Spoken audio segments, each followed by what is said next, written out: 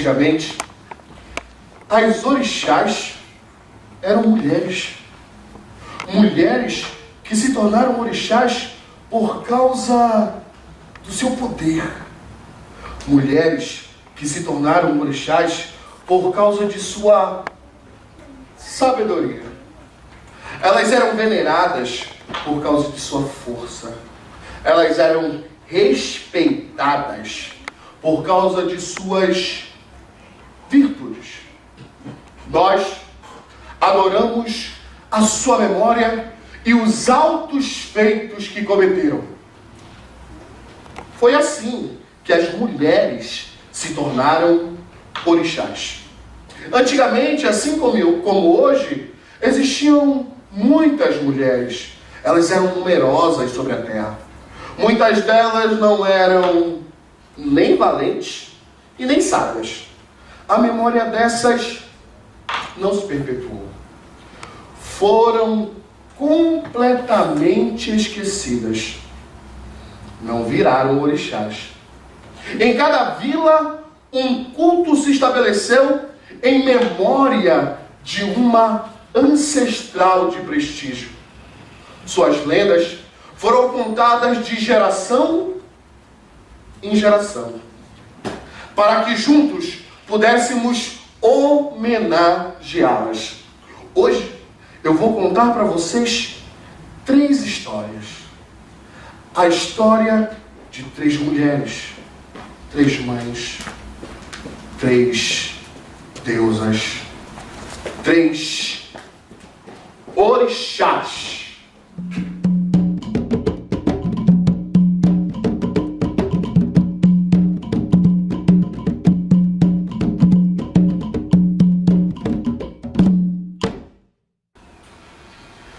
Depois de um ato vergonhoso de Ogum em seu reino, ele abandonara a coroa.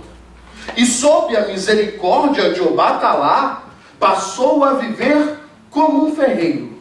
Sobre a forja, trabalhava dia e noite. E de sua oficina saíam instrumentos para a vida e para a morte. Ogum produzia tudo aquilo que corta, tudo aquilo que rasga, tudo aquilo que separa, tudo aquilo que divide, tudo aquilo que ara a terra. Mas um dia, Ogum se cansou da forja e decidiu se afastar não só da forja, como da cidade, e refugiar-se no meio da floresta, sozinho. Quando Ogum se afastou da forja, o mundo começou a caminhar para trás. Sem utensílios para arar a terra, as plantações começaram a falhar. E com as plantações não frutificando, começou a existir a fome. E com a fome, a morte. Cidades inteiras viviam o temor da guerra, pois já não tinham armas para se defender. E temiam então o ataque iminente de seus inimigos. Todos os embaixadores que foram a Ogum, levando o desejo, o clamor do povo, foram completamente ineficientes. Ogum não deu atenção a nenhum deles. Foi aí então que o povo então se reuniu, homens e orixás, em uma cidade, para decidir o que iriam fazer. No meio da reunião, surgiu uma jovem, bela, aparentemente frágil, que disse que iria trazer Ogum da floresta de volta para a cidade e de volta para a forja. Eles olharam. Tão bela, tão frágil, e a ser escorraçada por Ogum. A jovem era de um lugar distante. Seu nome? Oxum. Oxum insistiu e disse: vou trazer Ogum com meus encantos. Houve quem temesse pela vida dela. Afinal de contas, Ogum era violento. Ogum podia machucá-la. Ogum podia violá-la. Ogum podia até matá-la. Mas ela disse que tinha poderes. Poderes que a maioria das pessoas nem sequer imaginava. Aí começou uma grande confusão. Todos falavam, um falava que conseguia, outro falava que não conseguia. O Batalá, que a tudo ouvia mudo, ergueu sua mão, impondo silêncio. Oxum o havia convencido. O Batalá então disse a ela que ela poderia ir e tentar. Oxum então, caminhando com seu andar de graça, entrou na floresta. Ela tinha 5 lenços, finos e transparentes, amarrados à sua cintura. E só. O seu cabelo estava amarrado com um fio de contas de vidro no alto da sua cabeça. Seus pés descalços e seus braços repletos de pulseiras de ouro e de cobre. Colares de miçangas de cerâmica e contras de porcelana com saguis de cristal cobriam o espaço vazio entre os seios nus e empinados. Oxum agora não caminhava. Oxum dançava, uma dança bela e suave. Oxum dançava como a brisa ondula a superfície de um rio. O cheiro de Oxum dançando contaminava aquele ambiente. Ogum, ao ver aquilo, ficou imediatamente conquistado, irremediavelmente atraído. Mas ele não se aproximou. Ele ficou atrás das árvores, escondido, observando o lindo bailar de Oxum. Oxum rodopiava.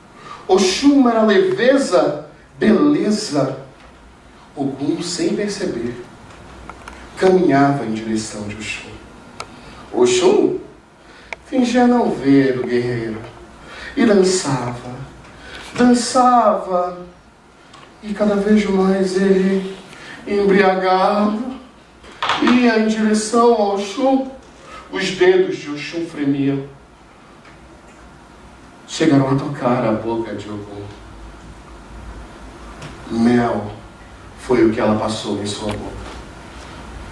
Oxum, sabiamente, a cada movimento de sua dança, levava o grande guerreiro, sem perceber, para fora da floresta, em direção à cidade. Mais dança, mais mel, mais sedução. Eles caminhavam em direção à cidade. Quando Ogum se deu conta, ele estava na praça, no centro da cidade, rodeado por homens e orixás que olhavam o bailado de amor do casal. Todos queriam aplaudir, mas também estavam seduzidos. Quando Ogum se deu por conta, não querendo fazer, não querendo mostrar que ele foi ludibriado pela jovem Oxum, ele olhou para todos e disse: eu voltei. Voltei porque quis. E nunca mais vou abandonar a cidade nem a forja. O povo então começou a celebrar. Afinal de contas, com a volta de Ogum, a forja voltaria a produzir os utensílios. As plantações voltariam a prosperar e, portanto, não teria mais fome. A morte seria afastada. Mas naquele momento, o importante era celebrar o ato memorável de Oxum, que havia trazido o rei guerreiro de volta. Foi aí então que começou a se organizar uma grande festa. Os tocadores correram para suas casas para recolher os instrumentos para tocar. Quem sabia cozinhar, botou fogo na lenha, botou as panelas. E quem não sabia cozinhar, trouxe os ingredientes. As pessoas começaram a organizar a cidade, se vestiram com suas melhores roupas, seus melhores alás, joias preciosas foram vestidas. A celebração varava noite adentro. Quem estava no centro? Oxum e Ogum, o rei e a sua rainha.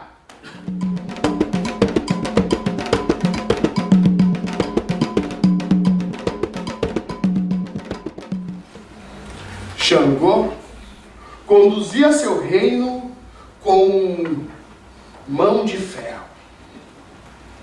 Rei, magistrado maior, Senhor Supremo dos Exércitos Imperiais, tinha pouco tempo para si. E o pouco tempo que ele tinha, ele gostava de desfrutar de iguarias à sua mesa e da boa companhia de suas esposas. Ogum, Xangô, tinha 3 esposas que eram seu braço direito. A primeira era Obá. Obá cuidava da casa de Xangô e servia as grandes iguarias que ele adorava desfrutar. A segunda esposa era Oxum, a bela Oxum. Oxum sempre o seduzira com seus jogos de amor e sedução. E também sempre mantinha um desejo veemente de amante. A terceira era Iansã, aquela que ele adorava sempre estar ao seu lado nas batalhas. Na verdade, Xangô levava sempre as suas esposas para a batalha sempre que precisava. Entretanto, Iansã era preferida, porque era a única que nascera com alma e espírito de guerreira. O reino de Xangô estava em paz. Naquele momento não existia guerra. Mas Xangô, sempre muito preparado, gostava de estudar novas táticas, novas formas. Foi quando ele descobriu que no reino vizinho existia uma arma que todos diziam ser poderosíssima, capaz de destruir exércitos de uma vez só. Xangô então teve a ideia: vou mandar Iansã para ir ver que arma é essa, colher informações. Iansã obedeceu. Iansã foi ver que arma era essa. Só que quando Iansã voltou, ela não deu informação nenhuma. Não falou nada. Não disse palavra qualquer sobre a arma. Ela trouxe foi a arma e entregou nas mãos de Xangô. Como ela conseguiu a arma? Não vem ao caso agora. Xangô olhou aquele frasco pequeno e disse que não parecia ser grande coisa. Iansã então convidou o seu rei para o alto de uma colina. Lá, a certa distância da capital de Oió, ela sorveu um pouco daquele frasco com líquido mágico. Da sua boca jorrou um fogo profundo que destruiu tudo direcionado ao pé do monte. Tudo que aquele fogo tocava virava cinzas. A vida acabava. Xangô admirou-se com aquilo e passou então a realizar exercícios constantes, periodicamente, para que ele pudesse usar da melhor maneira a arma que havia conquistado através de Yansan. De tempos em tempos, Xangô realizava esse exercício. Acontece que um dia, não se sabe muito bem como, não sei se por descuido, falta de atenção, má pontaria, não se sabe. Mas, durante um desses exercícios, Xangô estava numa colina afastada da capital.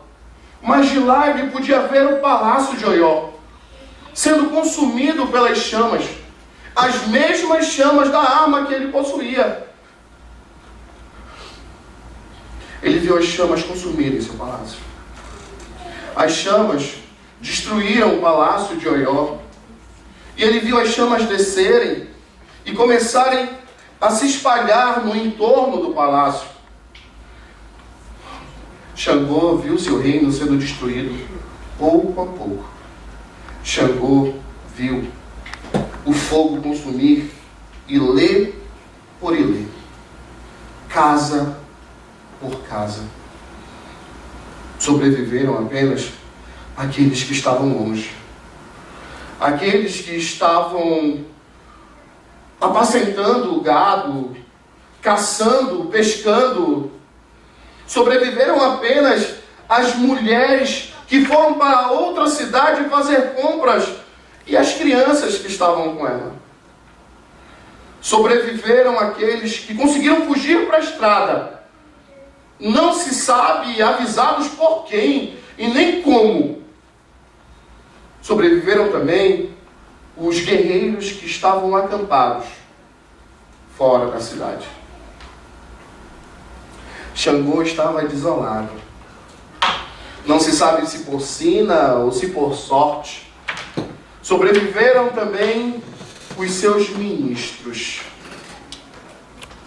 Os ministros então se reuniram e foram decidir o veredito. Não podia ser de outra forma. A tradição era clara. Xangô deveria suicidar-se. Xangô, senhor da justiça, obedeceu. Acompanhado apenas de Yansan, se dirigiu à floresta. Lá, ele se enforcou. Mas antes que mais alguma coisa acontecesse, Yansan interferiu. Yansan tinha poderes. Muitos poderes. Yansan estava acostumada a lidar com a morte e com os mortos. Foi aí então que ela afastou a morte. E agora, respaldada pela autoridade de Xangô, pelos altos feitos que ele cometera no Aie, em todos os reinos de todos os orixás, ela bateu com seu pé, forte com magia e autoridade, abrindo um caminho direto para o Orum.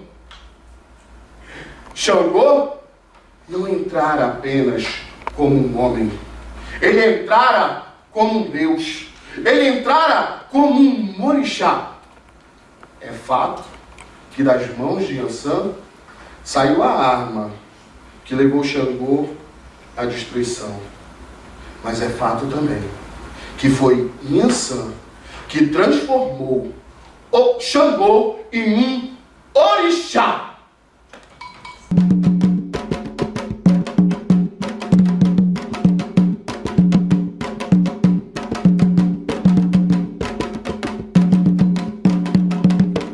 Há muito tempo atrás, quando o homem e a mulher foram feitos por Oxalá, os homens passaram a viver em comunidade. Oloru, então, decidiu dividir entre seus filhos orixás a autoridade sobre os domínios do Aie, o nosso mundo. E também deu a difícil incumbência dos orixás terem autoridade sobre a vida social dos seres humanos. A cada ofício, a cada atividade nova que os homens desenvolvessem, uma nova tarefa seria dada aos orixás. Eu, como humilde griot que sou, com a minha memória ainda em exercício, vou contar para vocês apenas alguns dos orixás que eu conheço, para que juntos possamos entender a dinâmica pensada por Olorum para as nossas vidas, até chegar finalmente na grande personagem da noite, Iemanjá. Tudo bem? Ok? Ok. Tudo bem? Ok. Vamos começar então da maneira devida. Exu. Exu, ele é responsável pela ereção masculina. Pela sexualidade e pelo coito. Minha filha está aqui. E pelo coito. A ele também foi dada a autoridade sobre a sexualidade. Como ele é o mensageiro desde o início dos tempos, a ele também foi dado o poder sobre a comunicação. Ele é o responsável pelas ligações comerciais, por toda forma de troca, de comércio, e por isso ele é conhecido como o Senhor das feiras e dos mercados. Oxum. Oxum, Abel, Oxum, a senhora responsável pela fertilidade feminina, concepção e gestação. A ela foi dado poder sobre o amor e a sedução.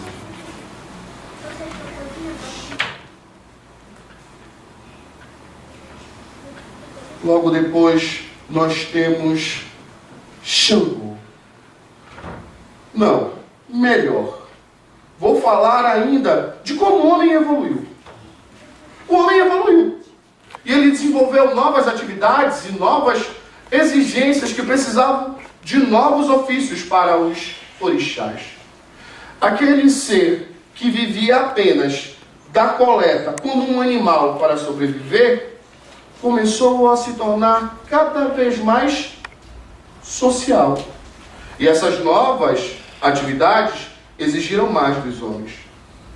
Ogum era o patrono da caça. Mas ele se cansou da caça e passou a atividade para seu filho, Oxóssi. Depois virou senhor da agricultura. Trabalho também que não o satisfazia. Então ele passou para o orixá Opô e guardou para si aquilo que ele mais gostava: transformar minério bruto em facas, espadas, navalhas. E como ele já fabricava armas, Olorum deu para ele a incumbência de ser senhor da guerra. Seu irmão, Xangô, ficou responsável pela autoridade e justiça. Alguém tinha que ser responsável pela coletividade e pelas desavenças que existiriam entre os homens.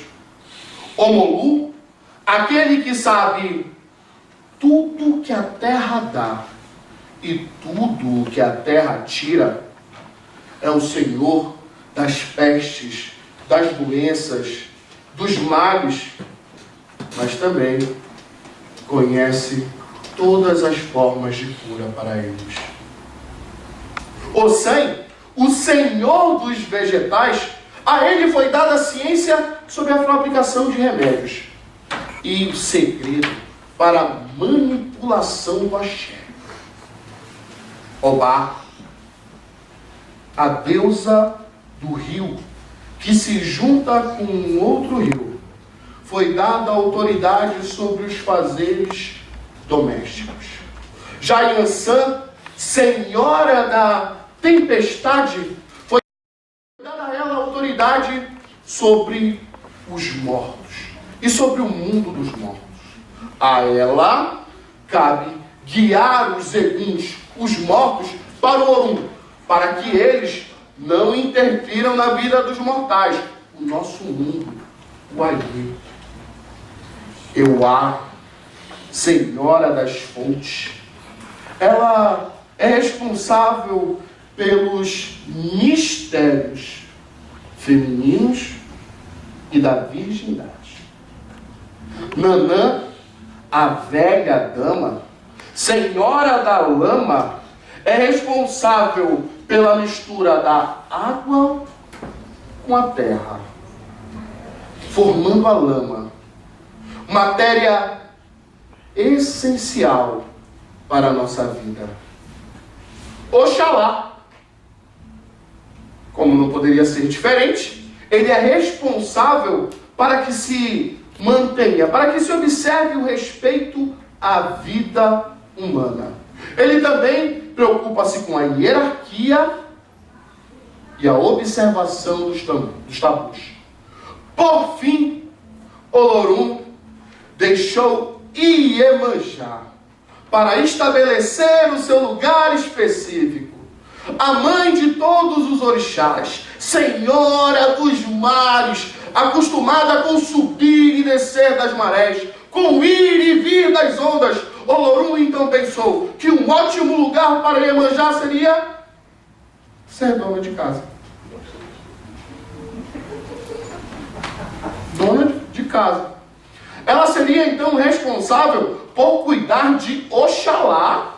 Olha que honra. Afinal de contas, Oxalá havia criado seres humanos. Nós que alimentamos os orixás, que os veneramos, né? Que levamos seu nome por onde vamos por esta terra tão grande.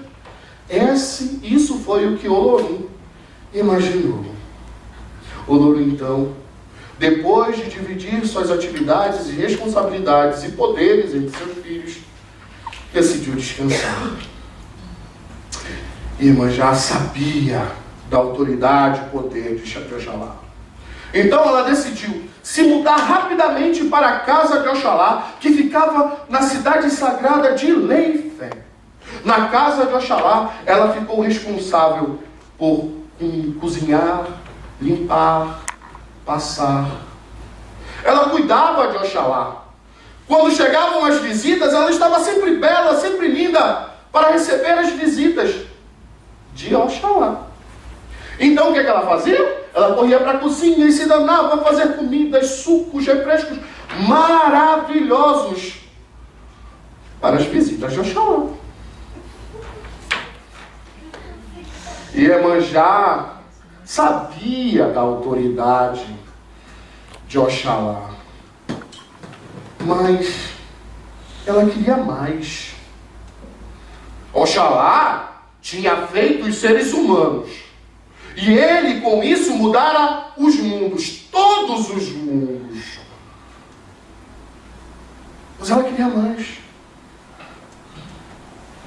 Iemanjá sabia da autoridade e poder de Oxalá.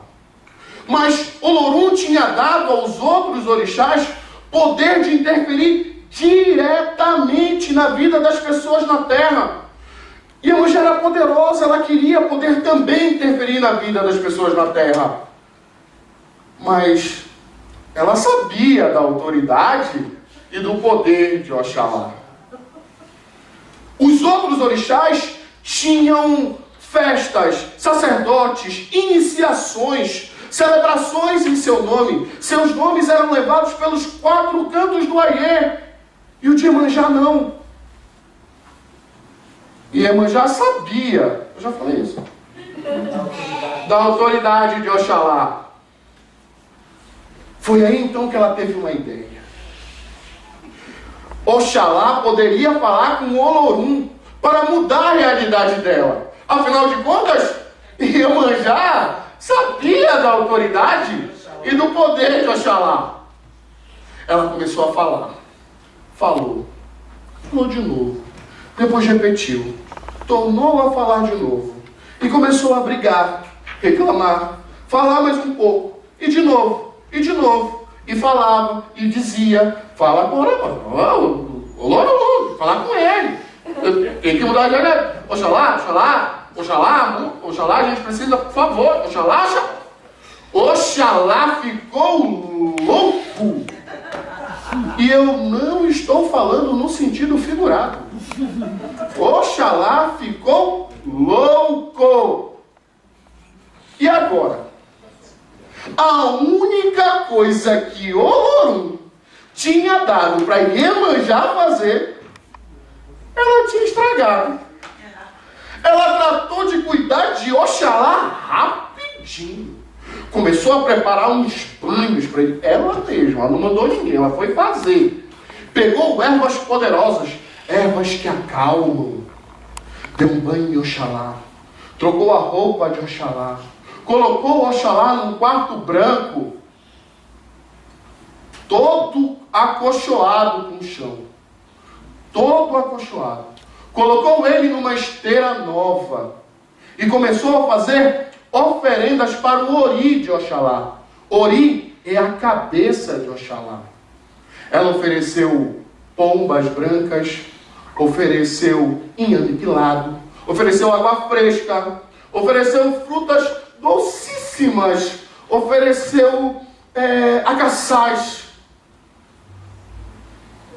Ela botava Oxalá em seu colo e cantava cantigas acalantadoras. Ela dançava para Oxalá. Rapidamente, Oxalá ficou bom, ficou são. Mas quando Olorum soube o que Iemanjá havia feito, não teve outra. Ele estabeleceu que Iemanjá seria a senhora da cabeça de toda a humanidade. A ela seria a responsabilidade de qualquer doença da cabeça que pudesse existir entre os seres humanos. Onde tiver uma pessoa desvairada, perdida, louca, ensandecida, onde tiver uma pessoa com a cabeça louca, onde tiver uma pessoa depressiva, afinal de contas, no mundo que a gente vive, as doenças mentais são as que mais crescem e fazem sofrer.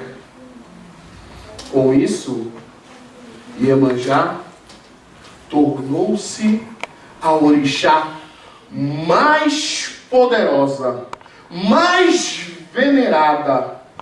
Ela é mais poderosa que qualquer outro orixá.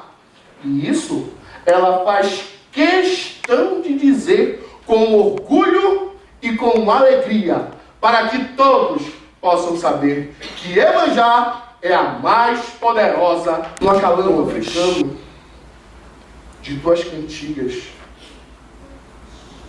Nos suspiros gemidos das guitarras veio o doce langor da nossa voz. A quentura carinhosa de nosso sangue. És mãe preta. Uma velha reminiscência das cubatas, das senzalas, com ventres fecundos padrinhando escravos. Mãe do Brasil, mãe dos nossos brancos, és mãe preta, um céu noturno sem lua, mas todo chicoteado de estrelas. Do teu seio escorreu um jato grosso, formando o cruzeiro, desenhando a estrada de São Tiago. Tu, que nas Gerais desforraste o servilismo, tatuando-te com pedras preciosas, que destes festas de esmagar. Tu, que embalaste os filhos dos senhores, os que eram da Marquesa de Santos, os bastardos do primeiro imperador, até futuros inconfidentes. Quem mais teu leite amamentou, mãe preta? Luiz Gama, Patrocínio, Marcílio Dias. Tua seiva maravilhosa sempre transfundiu o ardor cívico, o talento vivo, o arrojo máximo dos teus seios, mãe preta, teria brotado no ar? Foste tu que na Bahia alimentaste o gênio poético de Castro Alves, no Maranhão a glória de Gonçalves Dias, tu ungiste a dor de Cruz e Souza. Foste ainda és tudo no Brasil, mãe preta, gostosa, contando histórias de Saci, ninando o murucututu para os teus bisnetos de hoje. Continuas a ser a Virgem de Luanda, cantando e sapateando no batuque, correndo frasco de macumba pelo terreiro, quando chega algum no seu cavalo de vento, varando pelos quilombos. Quanto senhor esse minha moça chupou teu sangue, mãe preta. Agora, como antes, és a festeira do divino. És finalmente a procriadora cor da noite, que desde o nascimento do Brasil te fizeste mãe de leite. Abençoa-nos, pois, aqueles que não se envergonham de ti, que sugamos com avidez teus seios fartos, bebendo a vida, que nos honramos com teu amor. A bênção, mãe preta,